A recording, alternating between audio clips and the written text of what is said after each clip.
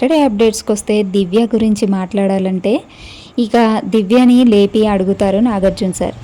ఏంటమ్మా మాధురి కొంచెం కర్రీ వేసుకున్నందుకు అంత గొడవ చేసావనేసి నాగార్జున సార్ అడిగినప్పుడు దివ్య అంటుంది, సార్ నేను రేషన్ మేనేజర్ని, సో నన్ను అడిగి కర్రీ వేసుకోవాలి, నన్ను అక్కడ అడగకుండానే కర్రీ వేసుకున్నారు, అందరికీ కర్రీ ఈక్వల్గా రావాలి కదా సార్, అందు గురించి నేను అన్నాను అనేసి దివ్య అంటుంది.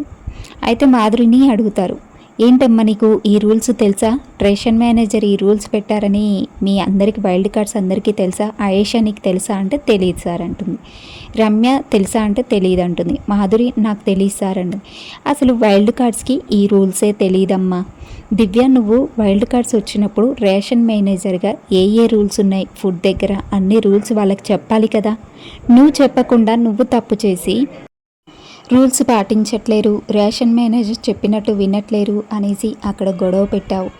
నేను ఎంత చెప్తే అంతే వేసుకోవాలి అని చెప్పావు. అందరికీ ఆ రూల్స్ పాస్ చేయాలి కదా, చెయ్యకపోవడం నీ తప్పు అంటూ దివ్యాని సీరియస్గా అన్నారు నాగార్జున సార్.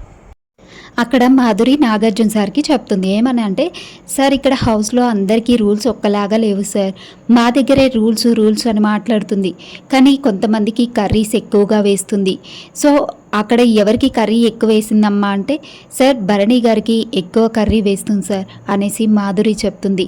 ఇక నాగార్జున సార్ అంటారు, ఏంటమ్మా నిజమేనా అంటే, సార్ నాకు వచ్చిన దాంట్లోనే నేను తినకుండా తనకి వేస్తున్నాను సార్ కర్రీ, నా రేషన్లో నేను వేస్తున్నాను, అంతేకాని అందరిలో కలిపి నేను వెయ్యట్లేదు అంటూ దివ్య చెప్పుకొస్తుంది. ఇక అక్కడ మాధురి అంటుంది, సార్ మేము గమనించాము, నేను చాలాసార్లు చూశాను, ఆమెకి ఇష్టమైన వాళ్ళకి మాత్రం కర్రీ మాత్రం వేస్తుంది, అక్కడ భరణి గారు ఉంటే అదే మాట అడిగేదా, నేను ఉన్నాను కాబట్టి నన్ను గట్టిగా అడిగేసింది, మరి అదే ప్లేస్లో ఆమెకు నచ్చిన వాళ్ళుంటే అలాగే అడిగేదా అంటూ నాగార్జున సార్ని అడిగేసింది మాధురి.